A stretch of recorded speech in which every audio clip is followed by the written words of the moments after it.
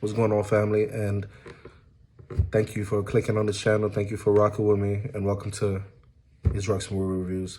And today we're going to be discussing the Moon Knight series. I finally got to finish it. Finished it a little late, but better late than sorry, right? And I'm going to give you my review in a nutshell for the most part. Let's just, get straight into it. I think,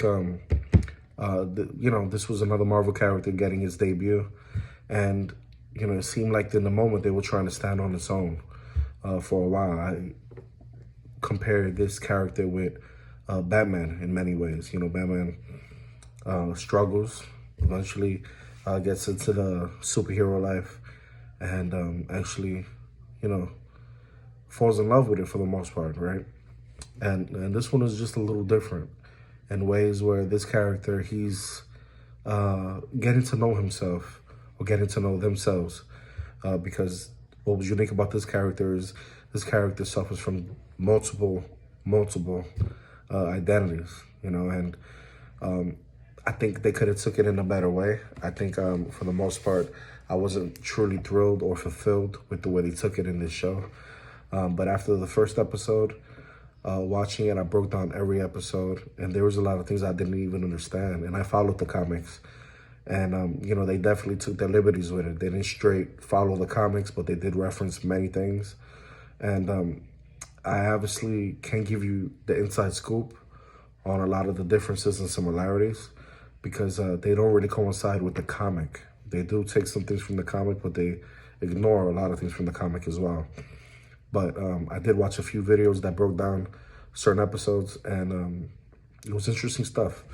I can highly recommend you do the same. You can check out, videos like New Rock Stars, and I think Evan does a great job.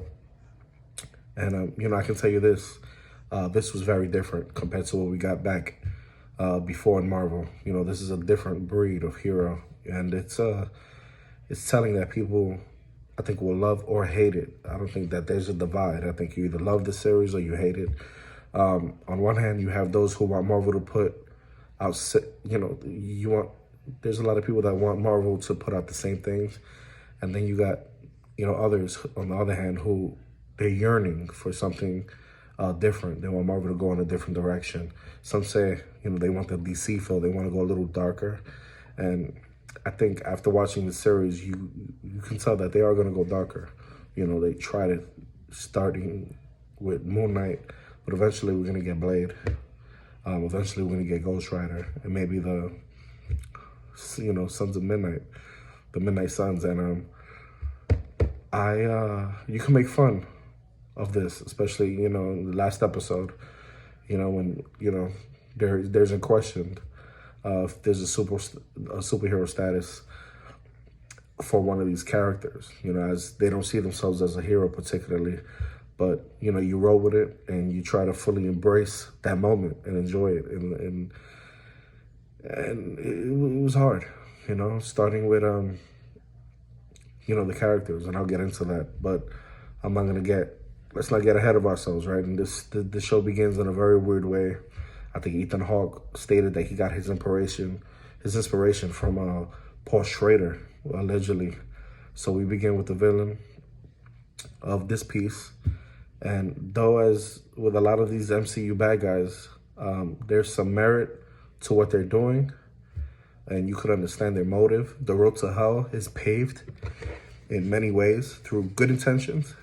But with that being said, I think Ethan Hawke knocked his role for the most part out the park. He was very different in this role, and it seems like Ethan Hawke, everything that he's been getting recently, man, he's been knocking out the park. And I just love him. I think he's such an underrated actor. And you're going to either like his character or not, depending on how you look at things, of course. But, the main actors are terrific.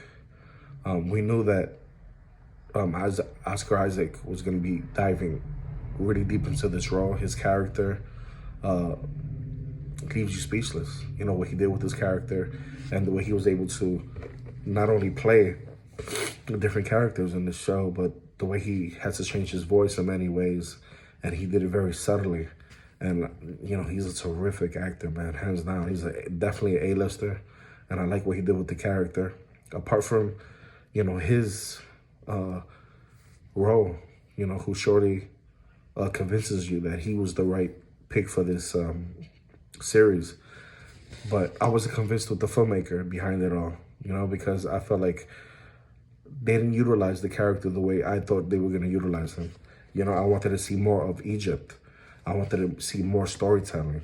I wanted to see him develop a little more. What I don't like about these Disney Plus series is that I feel like they try to condense everything to 6 episodes. And I feel like not every series needs 6 episodes. This, believe it or not, you could have given 10 episodes and fully fleshed out this character the right way, to the point where you see 2 characters that he plays throughout this series, and you get introduced to, the 3rd character through a post-scene, credit scene, and in the last episode,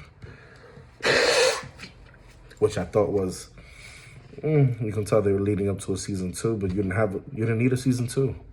Honestly, if you would have fleshed it out the right way, you could have just came and brought him and introduced him to in a movie. Because since you already introduced him in his own show, you need no backstory because you already had gave it.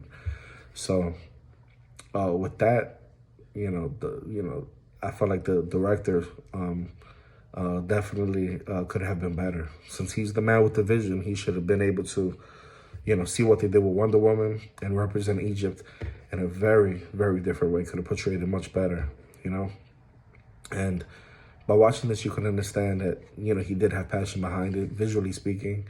They do a pretty amazing job here, even though I wasn't impressed with the CGI throughout the series. I feel like the CGI is not perfect throughout.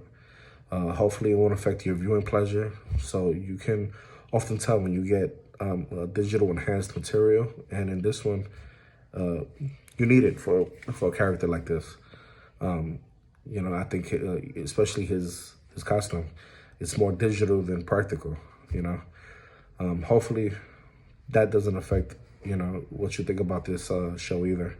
But, still there are many good things to be found in this series. It's really something very different, but in a very good way. It just wasn't my cup of tea. I don't know, for some reason I wanted something more epic. I wanted something more darker, especially towards like the last episode. I felt like I was watching a Power Ranger episode. But, overall, I liked that they introduced his psychotic episodes, his psychotic breaks. And the way they start the series is you think that, or maybe that he's a little psychotic, but towards the ending of this series, man, they definitely throw that twist on you without spoiling anything. You're going to be shocked and amazed at what they do. And I felt like the way they ended it, man, they could have definitely gave us a few more episodes and definitely focused on that and really would have tricked your mind. It's very thought-provoking. I think Oscar Isaac should definitely come back and reprise his role as Moon Knight in some capacity, and to close this review for the most part, seems at last at the moment was quite detached from the rest of the MCU. You could tell that going forward, the MCU is going to look a lot different, especially with characters like this. Though I would like to see Moon Knight in one form or another in the future. Like I mentioned before, I want to see him in something dark. I want to see him in a Blade film. I want to see him in a possible maybe Eternals film in the future. Meeting up with Black Knight or Ghost Rider or people that are gonna take him for a spin, people that equal him, people that have that rage. And that's what I wanted to see as well. I wanted to see more rage.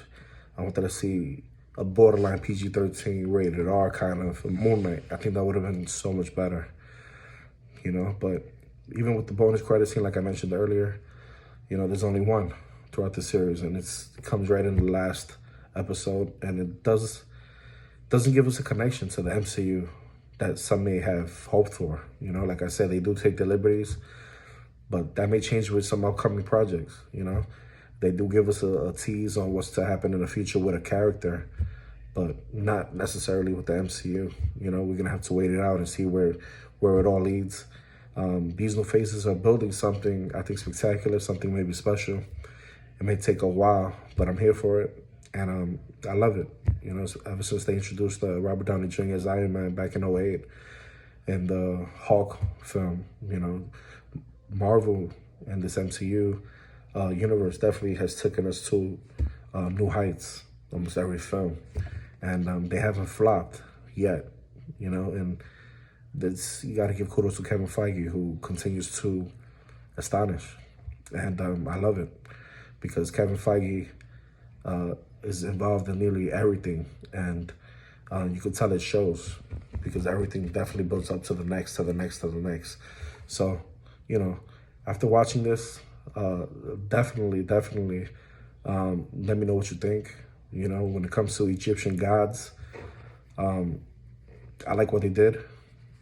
But like I said, you know, I want interesting plot twists in the future, more than what you get here. I hope they give you the ability for the main actors to do more things and you know, handle sensitive matters that you get in real life, like a lot of the situations you get here, especially regarding mental health. And, you know, turning this into a psychological thriller towards the end of the series, I think it was smart, but I think it was a very missed opportunity. They could have handled things a lot different, especially with Ethan Hawke's character. That came out very monotone for me, came out a little flat. And I don't think he had fault with that. I think it was, you know, the direction of the director, obviously. But there's certain subtleties that you can use with Mark, Steven, and the introduction of Jake. So, you know, consider this to be a little exhausting when it comes to the series because you're going to definitely have your ups and downs. It definitely has its ebbs and flows. But, you know, when it comes to MC, you got to aim for the moon. And this one was thrilling enough that it kept me engaged, but it definitely missed that mark for me, you know. But overall, you know, I give it a 7 out of 10. Let me know what you think. You know, the camera work was delightful. It made me feel a little confused, but it was amazing at times.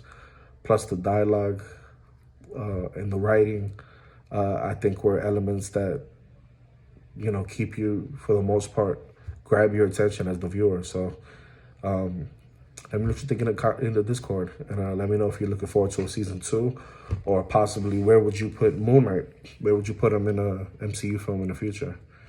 Until then, if you like this video, hit that subscribe button, hit that notification bell, share this with your loved ones, share this with your MCU brethren, and let's have this dialogue in the future, man. Look forward to hearing from you, and peace to the next one.